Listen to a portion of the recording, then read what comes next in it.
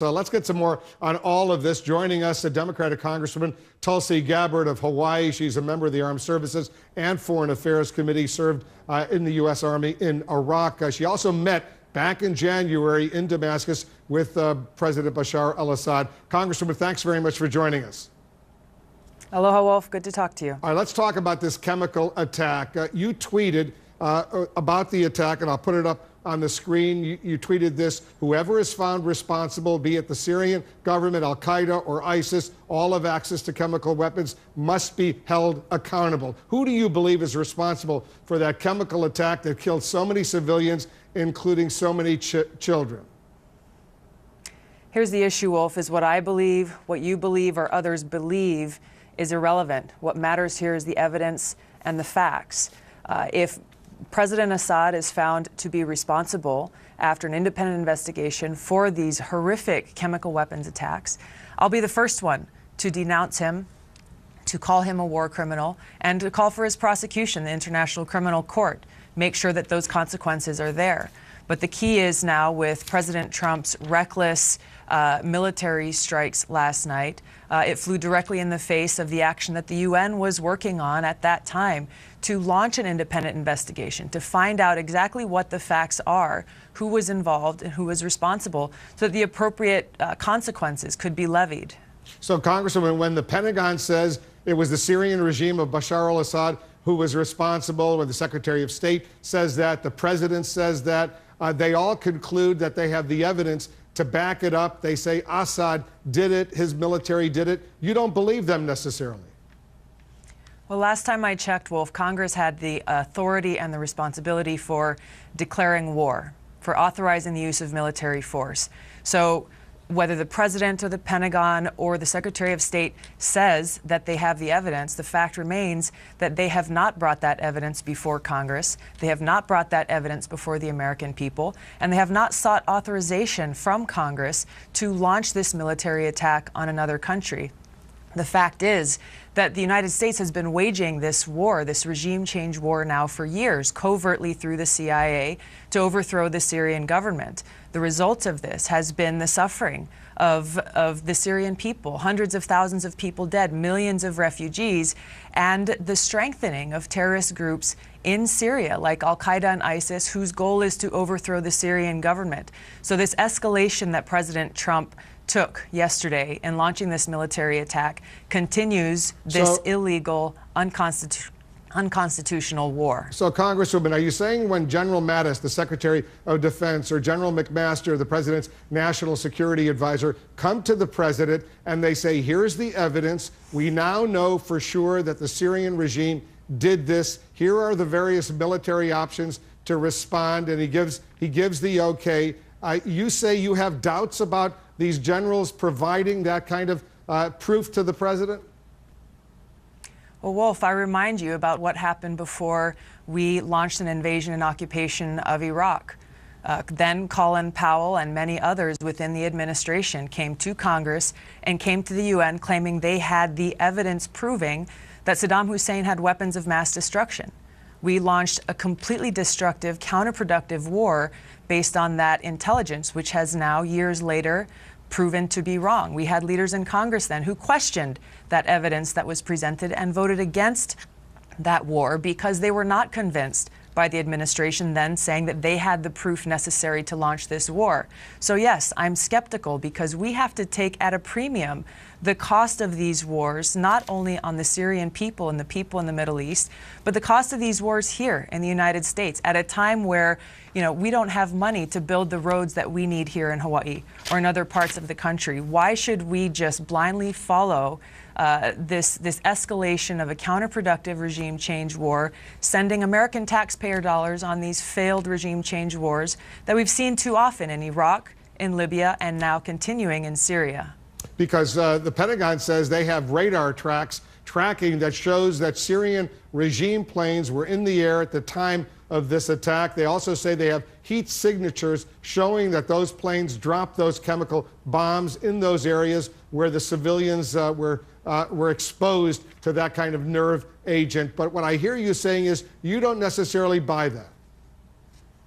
Well, once again, Wolf, all I'm saying is that we have an executive branch of government and a legislative branch of government. And we need to see the evidence. Congress and the American people need to see and analyze this evidence and then make a decision based on that whether or not an authorization of U.S. military force is necessary. And what I'm telling you is that that hasn't happened. I have not seen that independent investigation occur and that proof presented showing exactly what happened. And there are a number of theories that are out there on exactly what occurred that day. You met with President Bashar al-Assad in Damascus this past January, just a little while ago. Do you doubt, Congresswoman, that he's capable of launching a chemical attack on his own citizens? Because the Obama administration said he did it back several times in 2013 until the Russians came in and said they would try to destroy all of his chemical weapons stockpiles. Again, this isn't about what I believe or what I doubt. What matters the most here are the facts. The American people deserve to see and know of the evidence and the facts before authorizing the continuation of this destructive, counterproductive, illegal regime change war. Our interest, Wolf, must be on bringing about peace. That if we truly care and are compassionate for the Syrian people, these children and women and innocent people who are being most impacted by this war, we need to end this destructive regime change war, not escalate it as the president has just done through his illegal military strike launched last night. Why did you meet, Congresswoman, with President Bashar al-Assad? You know, you got a lot of criticism for going to Damascus and meeting with him. Why did you decide to meet with him? You know, I went to Syria in the interest of furthering the cause of peace, to see and hear firsthand from the Syrian people how we can bring about an end to this counterproductive regime change war, something that I have been fighting for now as a member of Congress for years. Whether we like it or not, President Assad remains the president of Syria. And in order to determine a negotiated outcome to end this regime change war that, again, has cost hundreds of thousands of lives and millions of refugees, he has a part to play in bringing about that negotiated outcome. We should not continue this counterproductive regime change war, to overthrow the Syrian government, first and foremost because it will be destructive to the Syrian people, just like we saw our wars in Iraq and Libya turned out to be worse off for the people of those countries. And just like in those two countries, we're already seeing this war we've been waging for years has only proven to strengthen these terrorist groups like Al-Qaeda and like ISIS, who are trying to overthrow the government so that they can walk in and fill that vacuum and take over all of Syria for their own nefarious means. Who is responsible, Congresswoman, for the deaths of more than 400,000 Syrians, mostly civilians and a lot of children, elderly? Who do you blame for those deaths over the past 6 years? There are a number of ways that you can point the finger, Wolf. I'm interested in finding the solution, and the solution is to end this counterproductive regime change war. The United States has been waging, along with allies, so-called allies like Saudi Arabia, Qatar, and Turkey, all seeking to overthrow the Syrian government. We have been providing arms, funding, salary, support, intelligence, and other types of both direct and indirect support to armed militants within Syria who are working directly with Al-Qaeda, who are allied with terrorist groups like Al-Qaeda towards this end of overthrowing the Syrian government. All an action which has resulted in more chaos and suffering for the Syrian people, as well as counterproductive to our American national security interests by strengthening the very enemy that attacked us on 9/11. It makes no sense, and I've spoken to you before about my bill, the Stop Arming Terrorists bill, that would put an end to this madness by prohibiting American taxpayer dollars from paying for this support, for paying for this counterproductive regime change war. But don't you believe that Bashar al-Assad bears a lot of the responsibility for the horrific deaths that have occurred in his own country, his regime, his military going out there and killing all these people? Don't you think, Congresswoman, he bears a lot of that responsibility? There is responsibility that goes around, Wolf. Again, my interest is in bringing about peace. Standing here and pointing fingers does not accomplish peace for the Syrian people. It will not bring about an end to this war.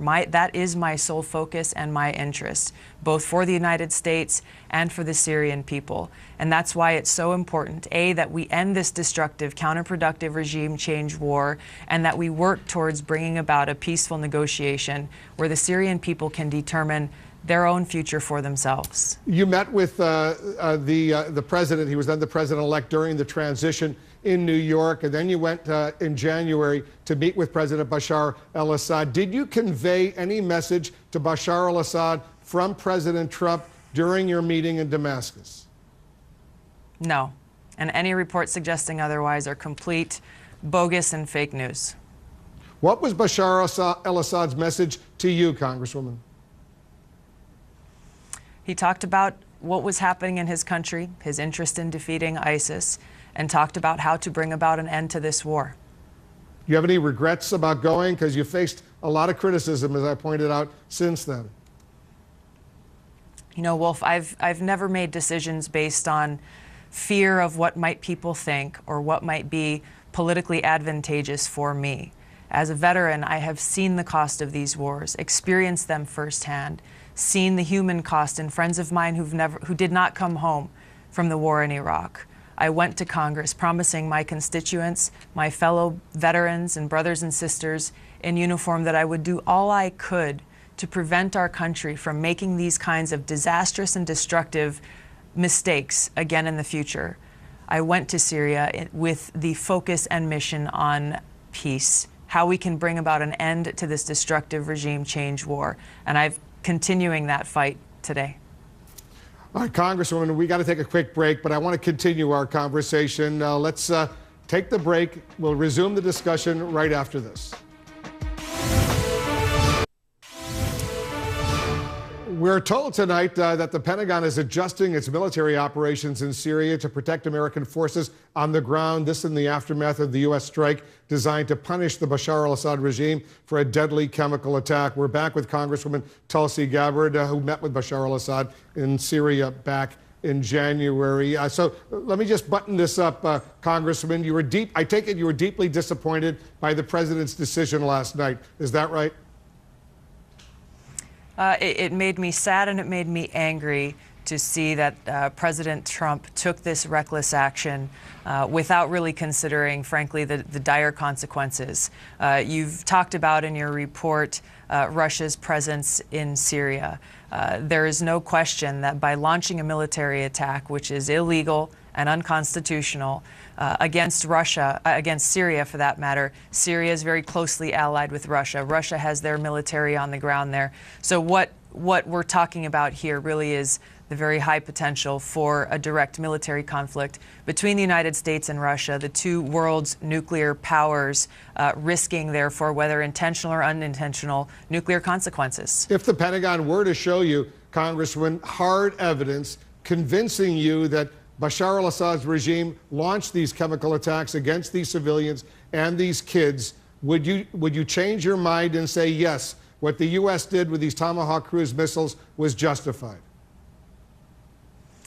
No, Wolf, because escalating a counterproductive, destructive regime change war is harmful for the Syrian people and is harmful for the United States and our national security interests. We need to learn our lessons from the past. In Iraq and in Libya both, these arguments are made for humanitarian reasons to go in and overthrow these dictators, to go in and launch these wars. We've seen in both of those examples how the Iraqi people and the Libyan people have suffered far more as a result of our wars. More people have died. The countries have been destroyed, become failed nations, and counterproductive to our interests directly, terrorist groups like ISIS and al-Qaeda have only grown stronger and stronger, gaining footholds in these countries that they didn't have before. So for whether it's Senator John McCain or President Trump or any of these other people who are advocating for an escalation of this counterproductive regime change war, they're not recognizing the obvious truth, which is that it will result in a worse off situation for the Syrian people, more death, more destruction, more refugees, and it will result in our enemy, terrorist groups like al-Qaeda and ISIS, growing stronger. If President Trump didn't act and more chemical weapons strikes were launched against Syrian civilians from that same air base, how would you feel? Look, we've got to look at the facts and understand exactly what happened. You can talk about a number of hypothetical situations. The United Nations yesterday was debating and drafting and going through different amendments, a resolution that would have immediately launched an independent investigative team into Syria to determine exactly what happened in that attack, and then to have the evidence necessary to take something to the International Criminal Court, to actually prosecute President Assad if he was found responsible. We've got to be deliberative and recognize the facts on the ground before determining what potential courses of action are available to us. Congresswoman Tulsi Gabbard of Hawaii, thank you so much for joining us.